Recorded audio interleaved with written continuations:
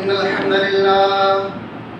الحمد لله نحمده ونستعينه ونستغفره ونؤمن به ونتوكل عليه ونعوذ بالله من شرور أنفسنا ومن سيئات أعمالنا.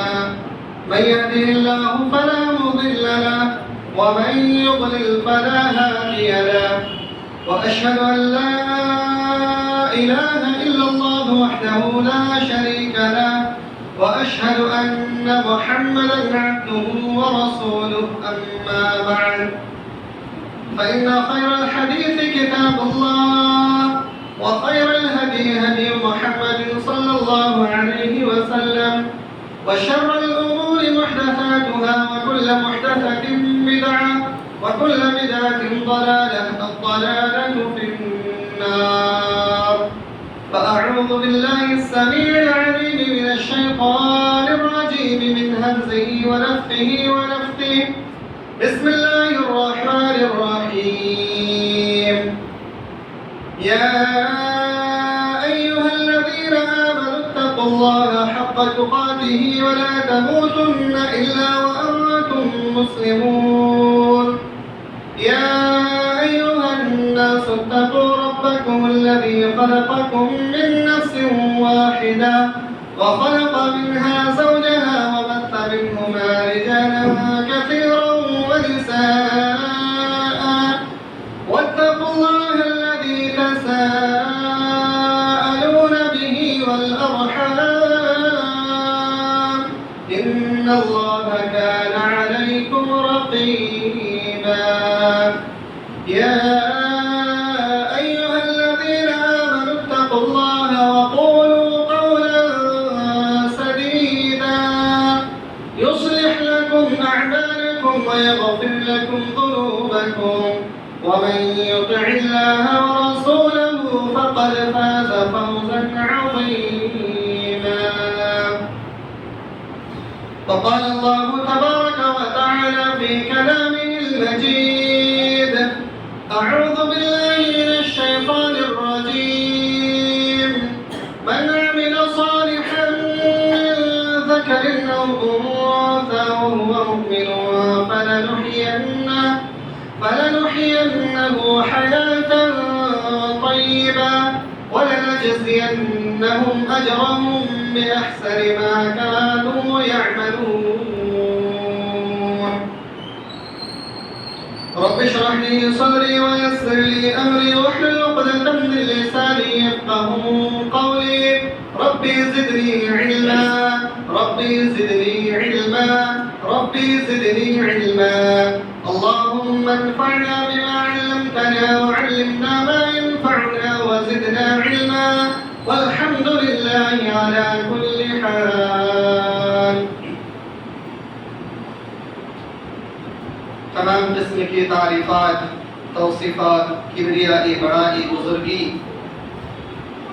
اس وحدہ لا شریک خالق کائنات مالک ارض و سما کے لیے لائق اور زیبا ہیں، جنہوں نے ہم تمام بنی نوع انسانیت کو اشرف المخلوقات بنایا اور بے شمار پیغمبران کو اس دار فانی کے اندر مبعوث فرمایا. بعدہ آخری نبی تاجدار مدنی جناب محمد اکرم صلی اللہ علیہ وسلم پر لاکھوں کروڑوں درود و سلام ہو. اللهم صل على محمد وعلى آل محمد كما صليت على إبراهيم وعلى آل إبراهيم إنك حميد مجيد.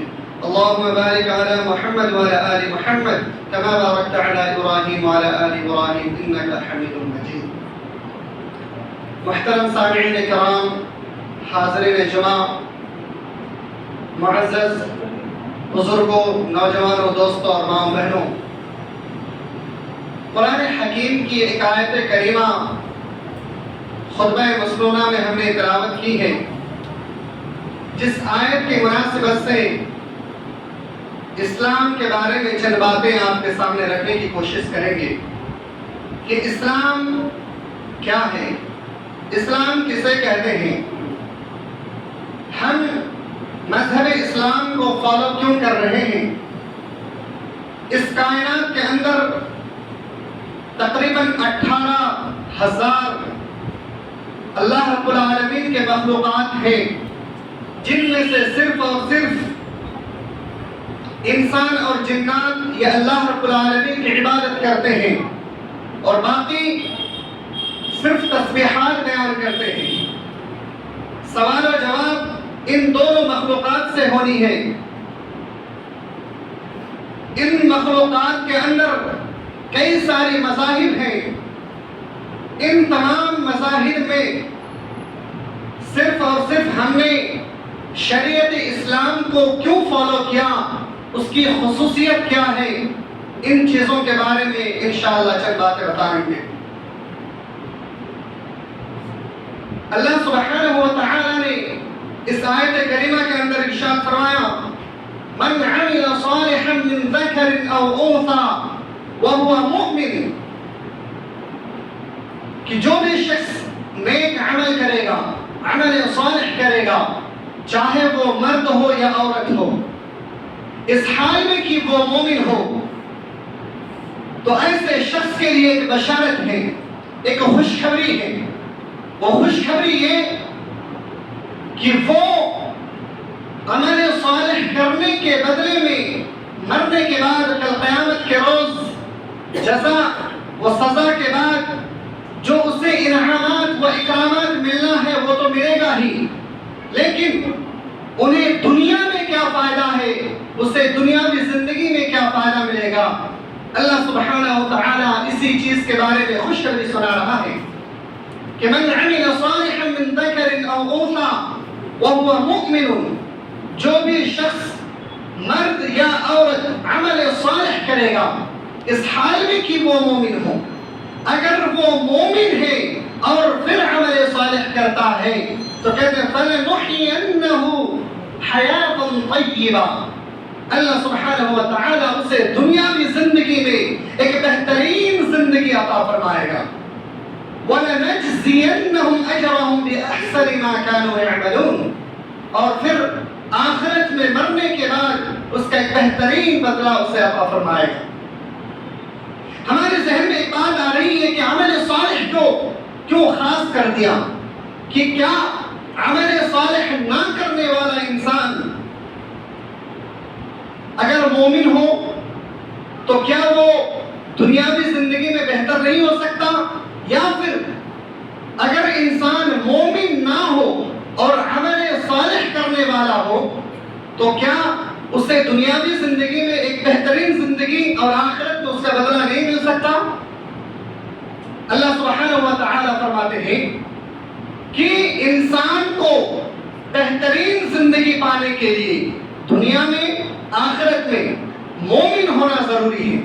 اگر انسان مومن نہیں ہے، وہ کتنا بھی نیک اور اچھا عمل کیوں نہ کر رہا ہو، تو پھر اس کی یہ عمل، اس کی یہ اچھائی، اس کی یہ بھلائی دنیا ہی تک محدود ہے۔ دنیا میں لوگوں کے سامنے وہ بڑا مقام عطا کر سکتا ہے، لوگوں کی نظر میں ایک سخی بن سکتا ہے، لیکن حقیقت میں اللہ رب العالمین کے نزدیک وہ انسان کبھی بھی سخی نہیں بن سکتا، چونکہ مومن کا شرط اللہ نے لگا دیا ہے۔ بہت سارے دوسرے مذاہب کے بھی ماننے والے لوگ ہیں، غیر اسلام کو فالو کرنے والے بھی لوگ ہیں، کیا وہ لوگ عمل صالح کریں جیسے یتیموں کی دیکھ ریکھ کرنا، کسی مسکین کی کفالت کر دینا، کسی محتاج کی مدد کر دینا، یہ وقتی طور پر اس کو فائدہ دے سکتی ہے، یعنی اس کا یہ فائدہ دنیا ہی تک محدود ہے، لیکن اس کا یہ جو فائدہ ہے آخرت میں اس کو نہیں مل سکتا۔ لیکن اگر انسان مومن ہے اور پھر عمل صالح کرتا ہے تو ایسی صورت میں اللہ سبحانہ و تعالی فرماتا ہے کہ اس کو دنیا میں ایک بہترین زندگی عطا فرمائے گا۔ وہ بہترین زندگی سکون، انسان کے دل میں ایک ایسا سکون عطا فرمائے گا کہ جس سے اسے کبھی بھی گھبراہٹ محسوس نہیں ہوگی، کبھی بھی کسی چیز کو دیکھ کر کے وہ خوف نہیں کھائیں گے، کبھی اس کے دل میں کسی اور کا خوف نہیں ہوگا، صرف اس کے دل میں ایک ہی چیز کی خوف ہوگی کہ میرا رب کا خوف، میرا رب اگر ناراض ہو جائے تو میری لائف تباہ و برباد ہو جائے گی۔ اس کے دل میں صرف ایک ہی بات رہ جائے گی۔ اللہ کے رسول صلی اللہ علیہ وسلم نے امت محمدیہ کو ایک بہترین دعا سکھلائی ہے کہ آپ نماز بھی پڑھتے ہیں، آپ روزہ بھی رکھتے ہیں، آپ زکوٰۃ بھی ادا کرتے ہیں، آپ صدقہ و خیرات بھی کرتے ہیں، لیکن ان تمام اعمال کے باوجود بھی اگر آپ یہ دعا کر لیں اللہ سے کہ مرنے کے بعد جو کچھ میرے ذمے میں حساب و کتاب ہوگا، جو کچھ بھی عذاب مجھے مرنے کے بعد ملنے والا ہوگا، دنیا ہی میں مجھے دے دینا، تو ممکن ہے کہ اللہ رب العالمین دنیا میں آپ کو عذاب میں مبتلا کر دے۔ ایک صحابی کے بارے میں ہے کہ صحابی اس طریقے سے دعا کر لیا کہ اللہ میرے حصے میں مرنے کے بعد جو کچھ بھی عذاب ہو، ان عذابوں کو تو دنیا ہی میں مجھے دے دے، آخرت کے عذاب مجھے سہنے کی ہمت نہیں ہے۔ کافی وہ علیل ہو گئے، کافی بیمار پڑ گئے۔ اللہ کے رسول صلی اللہ علیہ وسلم کو اس بارے میں جب خبر ملی کہ میرے ایک صحابی کافی مریض ہے، کافی پریشانی میں مبتلا ہے، آپ صلی اللہ علیہ وسلم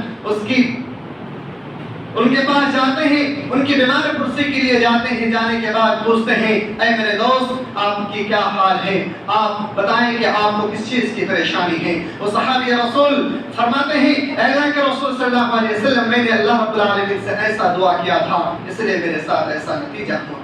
اللہ کے رسول صلی اللہ علیہ وسلم نے فرمایا کہ تم نے اس کے باوجود یہ دعا کیوں نہیں کیا؟ اللہ رب العالمین نے تمہیں ایک بہترین دعا سکھلایا ہے، یہ دعا تم نے کیوں نہیں پڑھا؟ وہ دعا یوں ہے ربنا آتنا فی الدنیا حسنہ وفی الآخرۃ حسنہ وقنا عذاب النار۔ کتنا بہترین دعا ہے امت محمدیہ کے لیے کہ اے میرے رب پروردگار، اے میرے رب تو مجھے دنیاوی زندگی کو بھی بہترین زندگی عطا فرما، جب تک مجھے دنیا میں باحیات رکھ تب تک مجھے بہتر سے اچھے سے رکھ، اور جب میری موت ہو تو مرنے کے بعد بھی میری زندگی کو تو بہتر رکھ، مجھے عذاب سے محفوظ رکھ۔ یہ دعا تم نے کیوں نہیں کیا؟ وہ صحابی رسول کہتے ہیں کہ اللہ کے رسول میں نے اس دن سے دعا پڑھنا شروع کر دیا۔ یہ امت محمدیہ کے لیے ایک بہترین دعا ہے۔ اگر ہم اور آپ اس دعا کو پڑھیں گے تو یقیناً ممکن ہے ہمارے قسمت میں، ہماری مقدر میں کوئی ایسی آفت آنے والی ہو، کوئی ایسی اللہ کی آزمائش آنے والی ہو، ممکن ہے اللہ رب العالمین ہماری اس دعا کے بدولت اس آفت کو، اس مصیبت کو ٹال دے۔ صرف یہی نہیں، اسلام کی خصوصیت میں ایک بات یہ بھی ہے، ایک غریب صحابی، صحیح مسلم کی روایت ہے، ایک غریب صحابی اللہ کے رسول صلی اللہ علیہ وسلم کی خدمت میں حاضر ہوتے ہیں اور کہنے لگتے ہیں اللہ کے رسول صلی اللہ علیہ وسلم ہم غریب ہیں، کچھ لوگ امیر ہیں، وہ امیر لوگ ہم غریبوں سے آگے نکل گئے، وَيَتَصَدَّقُونَ بِالْبُطُونِ أَمْوَالِهِمْ، وہ لوگ تو ہم سے آگے نکل گئے، وہ لوگ تو صدقہ کرتے ہیں، وہ لوگ نماز بھی پڑھتے ہیں، ہم بھی نماز پڑھتے ہیں، وہ لوگ حج کرتے ہیں، ہم بھی حج کرتے ہیں، وہ لوگ روزہ رکھتے ہیں، ہم بھی روزہ رکھتے ہیں، لیکن اللہ کے رسول صلی اللہ علیہ وسلم ان لوگوں کو اللہ نے دولتیں عطا کی ہے، مال و دولت سے نوازا ہے، وہ لوگ تو ہم سے آگے نکل گئے، ہم پیچھے رہ گئے، اے اللہ کے رسول صلی اللہ علیہ وسلم ہم کیا کریں؟ بولتے ہوئے وہ صحابی رو پڑتے ہیں۔ اللہ کے رسول صلی اللہ علیہ وسلم اپنے اس غریب دوست کی، اپنے صحابی کی کندھے پہ ہاتھ رکھ کر کے اسے تسلی دیتے ہیں کہ آپ کو گھبرانے کی ضرورت نہیں ہے۔ فراز ذرا بتائیں کہ کیا آپ الحمدللہ پڑھتے ہیں؟ صحابی نے فرمایا ہاں اللہ کا رسول الحمدللہ پڑھتے ہیں۔ فرمایا کیا آپ سبحان اللہ پڑھتے ہیں؟ فرمایا اللہ کے رسول ہم سبحان اللہ بھی پڑھتے ہیں۔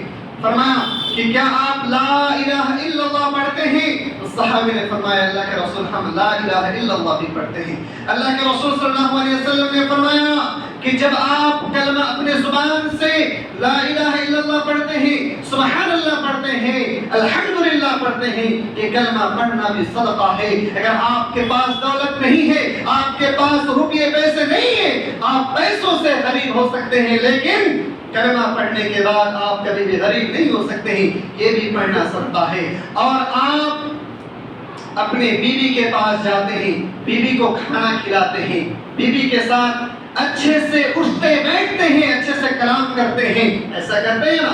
تو کہتے ہیں کہ اللہ کے رسول ایسا بھی کرتے ہیں۔ فرمایا یہ بھی بیوی کو ایک لقمہ بھی پیار سے کھلانا یہ بھی صدقہ ہے، یہ بھی ثواب کا باعث ہے۔ صحیح بخاری کی روایت ہے، اللہ کے رسول صلی اللہ علیہ وسلم نے فرمایا کہ اگر کوئی شخص اپنی بیوی کو ایک لقمہ بھی کھانا کھلائے تو وہ بھی ایک بہترین صدقہ ہے اور وہ بھی ایک اجر کا مستحق ہو جاتا ہے، وہ بھی ثواب کا ذریعہ ہے۔ محترم سامعین کرام، ہم اور آپ یہ سوچتے ہوں گے کہ دنیا میں اللہ رب العالمین نے ہمیں بھیجا ہے، نماز پڑھ لینا، روزہ رکھ لینا، زکوٰۃ ادا کر دینا، حج کر لینا، عمرہ کر لینا، یہی صرف اللہ کی عبادت ہے۔ شاید ہمارے ذہنوں میں یہ سب باتیں آتی ہوں گی، لیکن اللہ کے رسول صلی اللہ علیہ وسلم نے فرمایا کہ نہیں، نماز پڑھنا، زکوٰۃ دینا، حج کرنا یہ فریضہ میں سے ہے، یہ تو ہے ہی، لیکن ان کے علاوہ بھی کئی ساری چیزیں ایسی ہیں جنہیں ہم دنیا کے کاموں میں شمار کرتے ہیں کہ یہ دنیاوی معاملات ہیں، انہیں ہم اپنائیں تب بھی صحیح، نہ اپنائیں تب بھی صحیح، لیکن اللہ کے رسول صلی اللہ علیہ وسلم فرماتے ہیں ان چیزوں کو اپناؤ، اس میں بھی صدقہ ہے۔ شادی کرنا یہ بھی ثواب کا کام ہے، اس میں بھی ثواب ہے، یہ بھی ایک عبادت ہے۔ بچوں کی پرورش کرنا یہ بھی ایک عبادت ہے، لوگوں کی تربیت کرنا یہ بھی ثواب ہے اور یہ بھی ایک عبادت ہے، لوگوں کو نیکی کی طرف بلانا یہ بھی ثواب ہے اور یہ بھی ایک تربیت کا پہلو ہے۔ اللہ کے رسول صلی اللہ علیہ وسلم کی یہ نصیحت صحابہ کرام کو بڑی عجیب لگتی تھی۔ اللہ کے رسول صلی اللہ علیہ وسلم بیوی سے ملنا، بچوں کی پرورش کرنا یہ کیسا عبادت ہے؟ فرمایا ایک ایک لقمے جب پیار سے آپ اپنے بیوی کو کھلاتے ہیں سبحان اللہ تو اس میں بھی آپ کو ثواب ملتا ہے، یہ بھی اللہ رب العالمین کی طرف سے ایک عبادت ہے، یہ دنیاوی کام نہیں ہے۔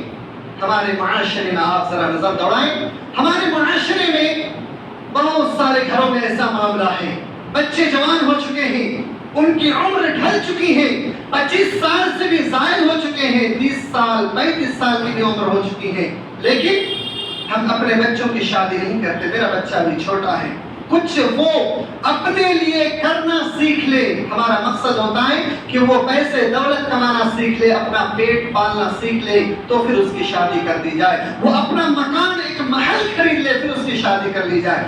اس سوچ کے ساتھ ہمارے اس پورے معاشرے کے اندر کئی سارے نوجوان ایسے ہیں جو زنا میں مبتلا ہے اور کئی سارے بڑے گناہوں میں مبتلا ہے۔ شادی سے پہلے لڑکے اور لڑکیاں آپس میں برائی کرنے پہ مجبور ہو جاتے ہیں، صرف اور صرف ہم والدین کی وجہ سے۔ ہمارے ذہن میں ایک ہی بات ہوتی ہے کہ بچے ابھی چھوٹے ہیں، بچے کی ابھی عمر نہیں ہے، 25 سال کوئی عمر نہیں ہے، 30 سال 35 سال ہو جائے پھر ہم اس کی شادی کر دیں گے۔ نہیں، شریعت اسلامیہ کا یہ نظام نہیں ہے۔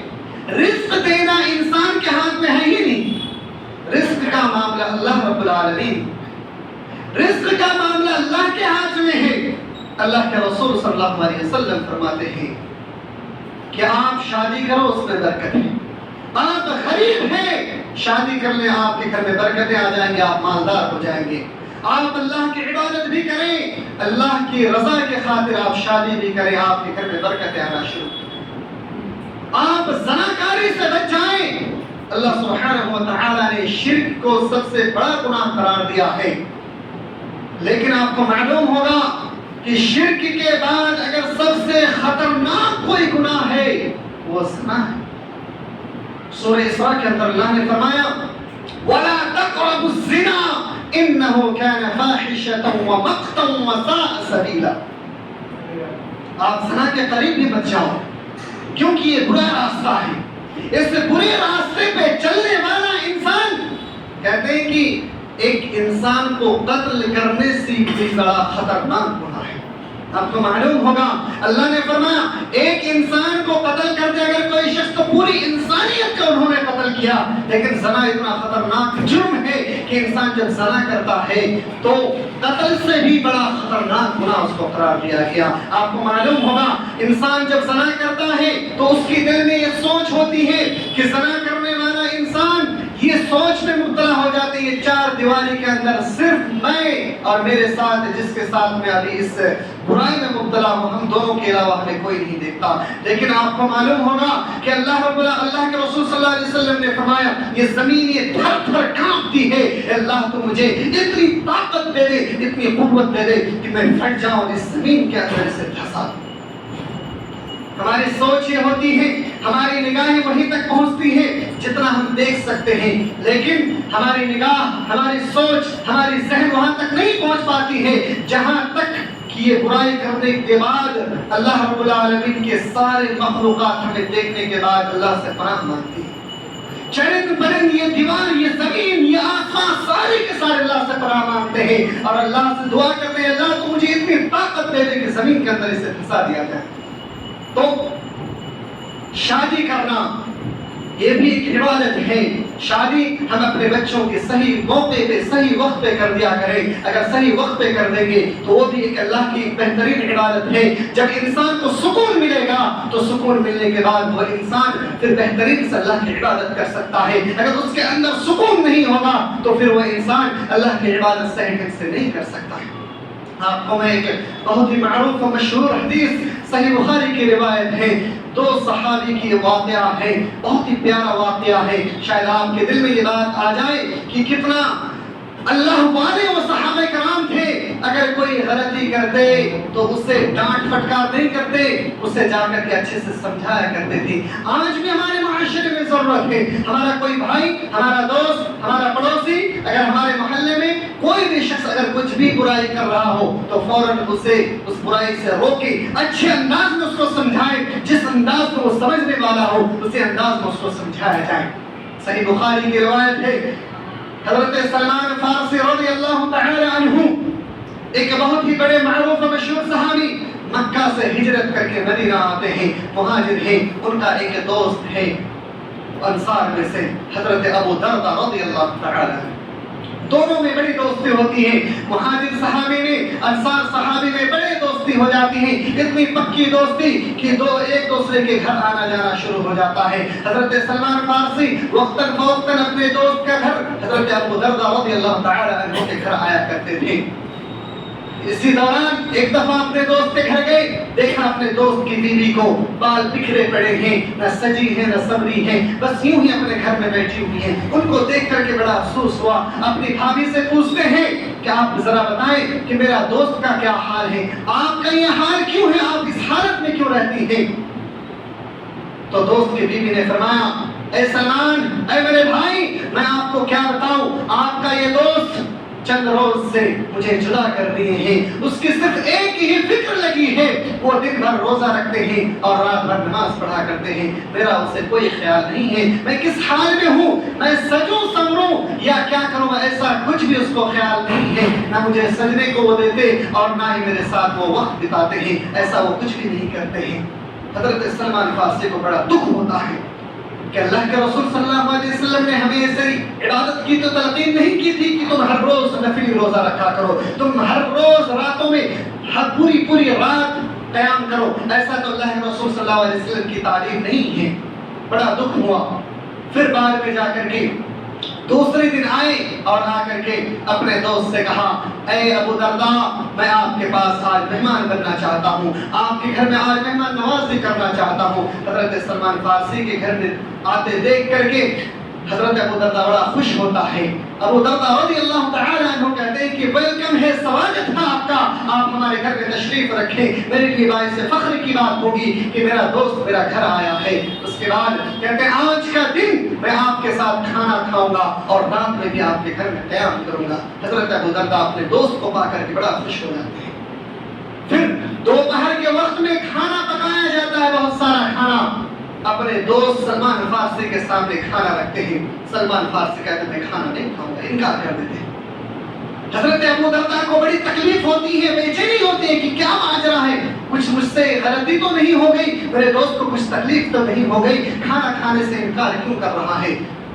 حضرت سلمان فارسی رضی اللہ تعالی عنہ کہتے ہیں، اے میرے دوست، اگر آپ میرے ساتھ دسترخوان پہ بیٹھیں گے، کھانا کھائیں گے تو میں کھانا کھاؤں گا، نہیں تو میں نہیں کھا سکتا۔ حضرت ابو دردہ فرماتے ہیں کہ اے میرے دوست، آپ کو معلوم ہوگا کہ میں آج روزے سے ہوں اور میں اس روزے کو نہیں توڑ سکتا۔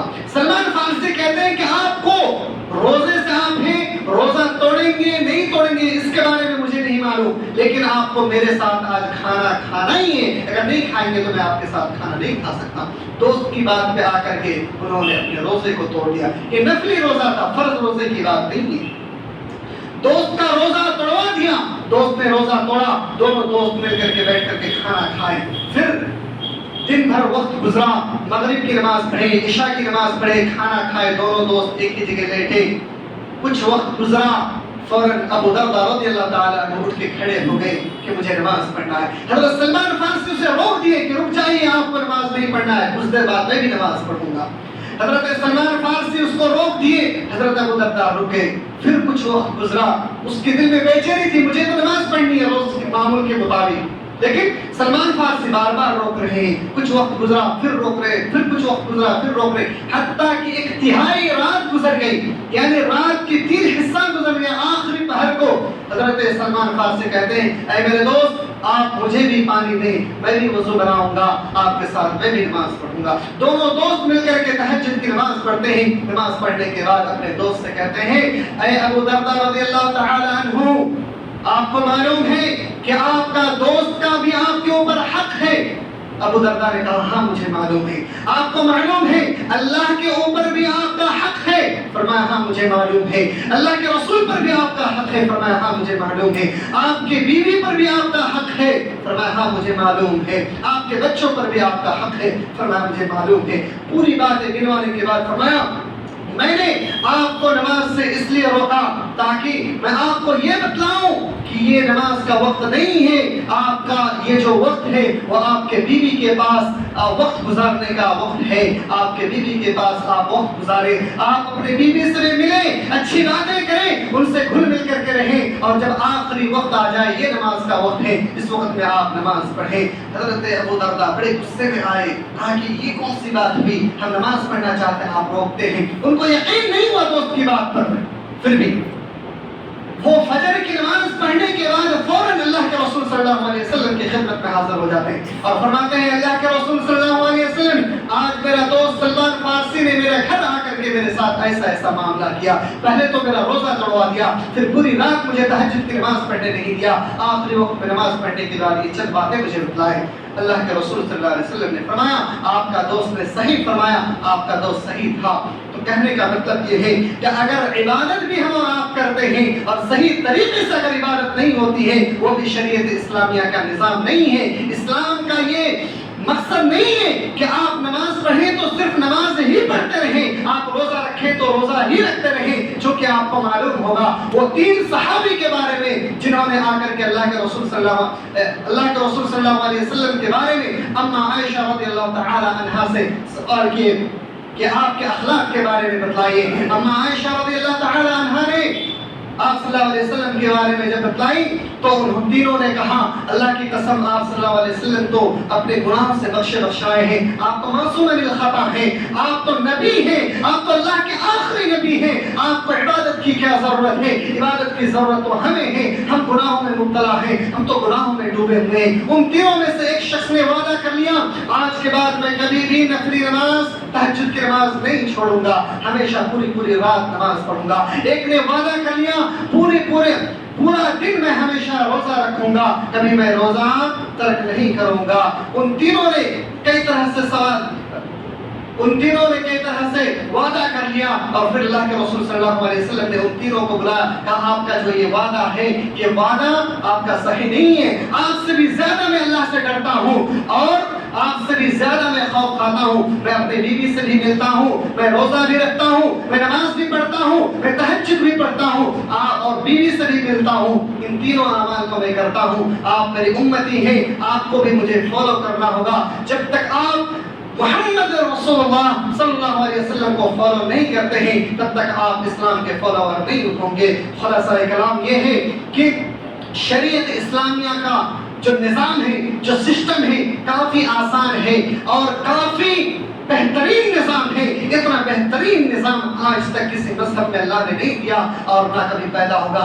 اس شریعت اسلامیہ میں جتنا بہترین سسٹم اللہ رب العالمین نے دیا ہے، اتنا آسان مذہب بنایا ہے، اتنا اور آسان کوئی مذہب نہیں بنایا، بشرطے کہ آپ اسی کے مطابق فالو کریں اور عمل کریں، آپ کی زندگی میں سکون و اطمینان آ جائے گی۔ اس سے ہٹ کر کے کچھ بھی کرنے کی کوشش کریں گے تو پھر آپ کے دل میں وہ سکون وہ اطمینان نہیں مل پائے گی، چاہے آپ کتنا بھی نماز پڑھیں لیں، تہجد پڑھ لیں، لیکن وہ سکون وہ اطمینان آپ کو نہیں مل پائے گی۔ آخر میں اللہ رب العالمین سے دعا ہے کہ الہ العالمین ہم تمام امت محمدیہ کو کہنے سننے سے زیادہ عمل کرنے کی توفیق عطا فرما۔ الہ العالمین آج کے خطبہ مسنونہ میں جو بھی باتیں کہی گئی ہیں اگر قرآن و سنت کے مطابق ہو تو اسے قبول فرما، اور اگر اس میں کچھ خطائیں ہوئی ہیں کہ اللہ تجھ سے ہم معافی کے طلبگار ہیں، ان خطاؤں کو معاف فرما۔ آمین۔ یا اللہ ہم سب خطا کار ہیں، گناہگار ہیں، ہماری خطاؤں کو معاف فرما۔ یا اللہ ہم سب کی رزق میں برکتیں عطا فرما۔ ہم میں سے بہت سارے لوگ بیماری میں مبتلا ہیں، یا اللہ ان کی بیماریوں کو انہیں شفا یابی عطا فرما۔ آمین۔ تقبل یا رب العالمین۔ سبحان ربک رب العزة عما یصفون وسلام علی المرسلین والحمد للہ رب العالمین۔